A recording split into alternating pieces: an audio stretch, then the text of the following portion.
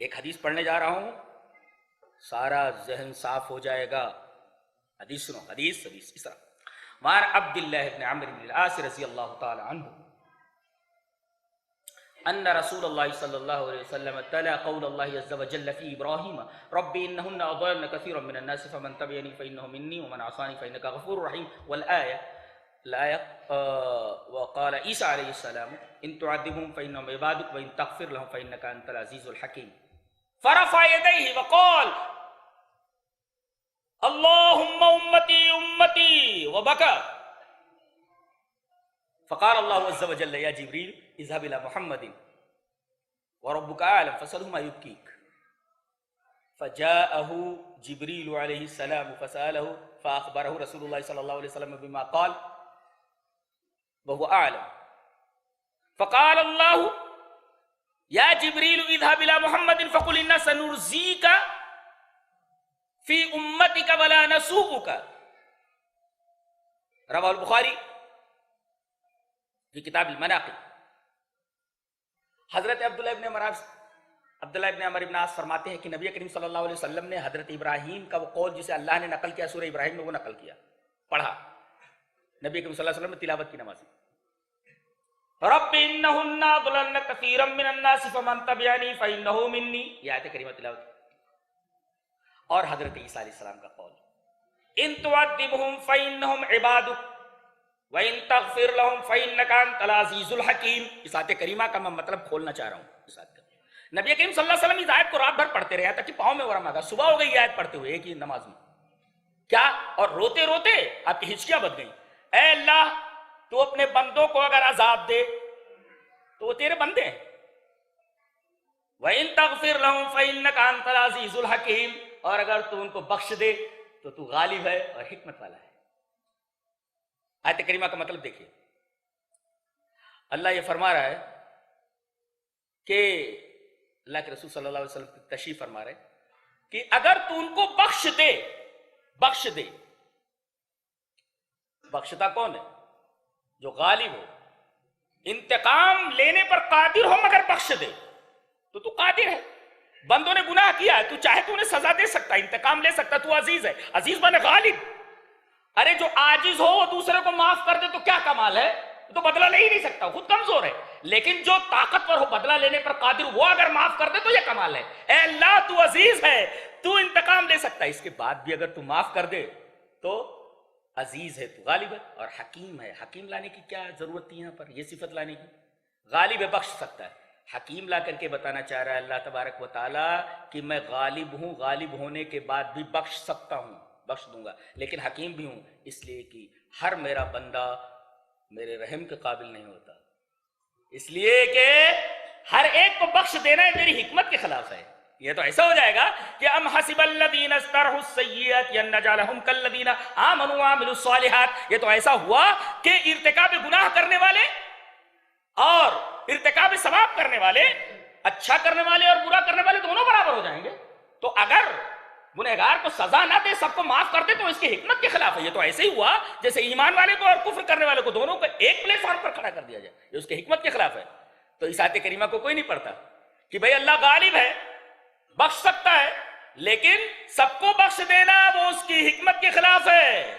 لہذا یہ کہنا اللہ غفور الرحیم ہے، بخش دے گا، یہ اس کی حکمت کے خلاف ہے. کہیں انتقام کے دائرے میں آ گئے تو کیا گردن نپ جائے گی، ٹیٹوا دبا دیا جائے گا، ہاں، اور کھٹیا کھڑی ہو جائے گی. یہ آیت کریمہ پڑھی اللہ کے رسول صلی اللہ علیہ وسلم، پڑھتے رہے پڑھتے رہے پڑھتے رہے، پاؤں میں ورم آ گیا، روتے رہے پڑھتے رہے. اس کے بعد ہاتھ اٹھایا، فرفع یدیہ. اس آیت کریمہ کو پڑھنے کے بعد آپ نے اپنے ہاتھ اٹھائے، وقال اللہم امتی امتی، اے میرے معبود میری امت میری امت. زندگی بھر نبی کریم صلی اللہ علیہ وسلم کو اپنی امت کی فکر رہی. میں کہتا ہوں امت کو اپنے نبی کی کتنی فکر ہے. کوئی لگا ہوا ہے کہ آپ کے سایہ نہیں تھا، کوئی لگا ہوا آپ نور کے تھے، کوئی لگا ہوا ہے یہ ثابت کرنے میں کہ آپ بشر نہیں تھے. یہ فضول چیزوں میں امت الجھی ہوئی ہے، تو یہ کافر ہے تو وہ کافر ہے. آج امت میں کتنا اختلاف ہے بتائیے. یہ اختلاف بھی ہماری دنیا کو جہنم بنانے میں بہت بڑی معاون اور بہت بڑی مددگار ہے. ہر ایک مسلک بس جو کچھ اس کے پاس ہے اسی کے اوپر خوش ہے. کل حزب بما لدیہم فرحون. پوری دنیا کے اندر ہمیں تباہ و برباد کرنے میں یہ جو اختلاف مسلکی ہے یہ بہت بڑا رول ادا کر رہا ہے. یہ بھی ذہن میں رکھا جائے. ہم کیوں پریشان ہیں؟ لیکن نبی کو ہمیشہ اپنی امت کی فکر دی. فرفع یدیہ، آپ نے اپنے ہاتھ اٹھائے اور آپ نے کہا اللہم امتی امتی، اے میرے معبود میری امت. وہ بکا اور آپ زار و قطار رونے لگے. وہ بکا، رونے لگے آپ. اللہ تعالیٰ نے حضرت جبرائیل کو بھیجا. جبرائیل جاؤ، مجھے معلوم ہے، پوچھو میرا حبیب کیا مانگ رہا ہے، کیوں رو رہا ہے، کچھ چاہیے اس کو. فصل ہمایوب کی، پوچھو کیوں رو رہے ہیں. تو حضرت جبرائیل آئے اور آنے کے بعد پوچھا کہ آپ کیوں رو رہے ہیں، اللہ پوچھ رہا ہے. تو آپ نے بتایا میں اپنی امت کے بارے میں بہت فکر مند ہوں، میری امت کا کیا حال ہونے والا ہے. تو جبرائیل آئے اور کہا کہ آپ کے حبیب یہ بول رہے ہیں کہ مجھے میری امت کی فکر ہے، بہت بڑی فکر ہے، اس لیے رو رہا ہوں. اللہ کو معلوم ہے. اللہ نے فرمایا جبرائیل جا کر کے میرے حبیب سے بول دو ان سنرسیک فی امتک ولا نسوءک، ہم آپ کی امت کے بارے میں آپ کو خوش کر دیں گے. بس اللہ. تو یہ رونے کی وجہ سے نبی کے اللہ تبارک و تعالیٰ نے اتنی بڑی خوشخبری سنائی ہے آپ کی امت کو. جاؤ میرے نبی سے بول دو، وہ رو رہا ہے جس وجہ سے اپنی امت کے بارے میں رو رہا ہے، تو جا کر کے بول دو ان سنرسیک فی امتک، اے میرے حبیب تیری امت کے بارے میں ہم تمہیں خوش کر دیں گے. بس نا. اور نبی اپنی امت کے بارے میں کیسے راضی ہوں گے؟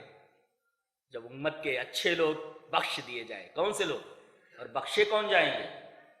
بخشے کون جائیں گے؟ جس سے اللہ اور اس کا رسول راضی ہو. ان سے جن سے اللہ بھی راضی نہیں، رسول بھی راضی نہیں، اگر نام کے مسلمان. آئیے وہ حدیث بھی دیکھ لیتے ہیں. کئی دفعہ وہ حدیث پڑھ چکا ہوں میں، بات صاف ہو جائے. حدیث اس طرح وعن ابی ہریرہ رضی اللہ تعالی عنہ قال قال رسول اللہ صلی اللہ علیہ وسلم لكل نبی دعوت مستجابہ فتعجل كل نبی دعوته وانی اختبات دعوتی شفاعة لامتی یوم القیامہ فهي نائلة ان شاء اللہ من مات من امتی لا یشرک باللہ شیئا. رواه مسلم فی کتاب الایمان. حضرت امام مسلم رحمہ اللہ اس حدیث پاک کو مسلم شریف کتاب الایمان کے اندر اسی طرح لائے. حضرت ابو ہریرہ فرماتے ہیں کہ نبی اکرم صلی اللہ علیہ وسلم نے ارشاد فرمایا کہ ہر نبی کی ایک دعا مستجاب ہے. جتنے انبیاء کرام آئے سب سے اللہ نے کہہ دیا کہ تمہاری بہت ساری دعائیں قبول کروں گا، بہت ساری دعائیں ریجیکٹ کر دوں گا، لیکن ایک دعا گارنٹیڈ ہے، دعا ضرور قبول کروں. اللہ کے رسول نے فرمایا تمام انبیاء کرام نے اپنی اپنی دعائیں جو گارنٹیڈ تھی دنیا میں مانگنی پوری ہو گئی جیسا کہ اللہ نے وعدہ کیا تھا، لیکن میں نے اپنی وہ دعا دنیا میں نہیں استعمال کی ہے، ابھی بچا کر رکھا ہوا ہے میں نے، چھپا کر. اللہ. تمام انبیاء کرام نے دنیا ہی میں وہ دعا مانگ لی، ہمارے نبی نے وہ دعا اب تک استعمال نہیں فرمائی ہے، اب تک رکھی ہوئی ہے وہ، اور وہ قیامت کے دن استعمال ہوتی ہے. وَإِنِّي اخْتَبَأْتُ دَعْوَتِي شَفَاعَةً لِأُمَّتِي يَوْمَ الْقِيَامَةِ، میں نے چھپا کر وہ دعا رکھی ہوئی ہے جو گارنٹیڈ ہے، اور میں استعمال کروں گا اپنے امتیوں کی بخشش کے تعلق سے، سفارش کروں گا اس کے ذریعے، اور وہ دعا گارنٹیڈ ہے، ضرور قبول کی جائے گی. اب سارے کے سارے امتی خوش. آخر میں ایک ٹکڑے میں اس کا جواب دیا گیا فَيَنَا عَيْلَةٌ إِن شَاءَ اللَّهُ مَن مَّاتَ مِنْ أُمَّتِي لَا يُشْرِكُ بِاللَّهِ شَيْئًا. اس دعا کے دائرے میں وہی آنے والا ہے جس نے اللہ کے ساتھ شرک نہ کیا ہو. سارے لوگ خوش نہیں ہو سکتے، سارے لوگ بخشے نہیں جائیں گے، وہی لوگ بخشے جائیں گے جنہوں نے شرک نہیں کیا ہوگا.